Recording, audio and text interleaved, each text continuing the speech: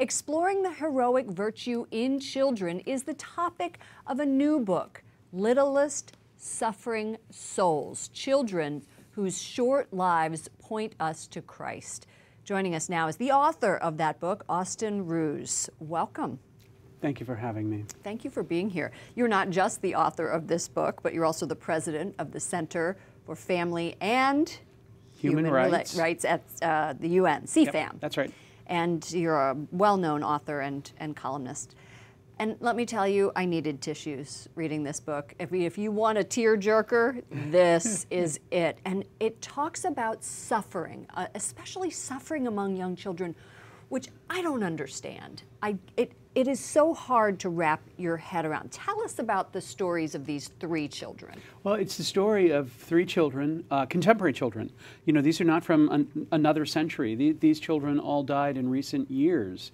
Each of them suffered greatly, died young, and in the process of their suffering and their joyful lives brought many people to the faith, intensified the faith of their own family members. In one case, Audrey of La Salle St. Cloud really brought the faith into her family, and half of her brothers and sisters joined religious orders. You told a story about Brendan's mother, one of the children, Maura, and you said she was watching Brendan suffering. She was angry at God. She stopped going to church, and she believes Brendan refused to die because he saw that she hated God.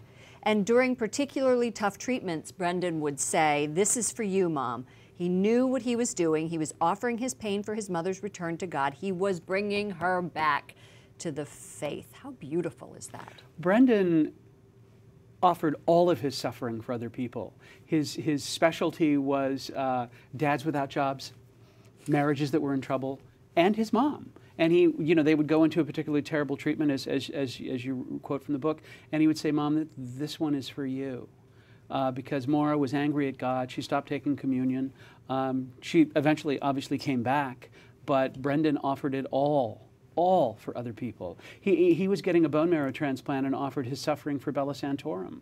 And they believed that he saved her life and that she lives today because of Brendan. Wow, and that's Senator Rick Santorum's daughter. What does the church teach us about suffering? How do we wrap our minds around suffering children? The teaching of the Catholic Church is utterly unique on suffering, and I did a tremendous amount of research on this. You know, our Protestant brothers have a particular view. We have a much deeper and richer view than the Jews or the Muslims or Protestants. The Church obviously teaches that that pain is a tool that we offer for others, for ourselves, for getting out of purgatory, for helping others out of purgatory. It is a tool. But we also participate in the redemption. John Paul II wrote an encyclical on this, which I found, as a Catholic, even shocking for myself, that we help complete the redemption through our own suffering, as long as we do it with the proper intention. So the teachings of the Church is deep and vast on suffering and unique. And these children knew it. Oh, and the fact that they knew it and they were so young to go through this, their lives just point us, as you say here, right on the front, to Christ. Yes, indeed. And pointing us to Christ teaches the adults in their life about that kind of suffering. So thank you so much, Austin Ruse, for writing this book, first of all. And boy, just get the Kleenex. I cried listening to the stories of not just Brendan, but the two other children. You get your money back if you don't.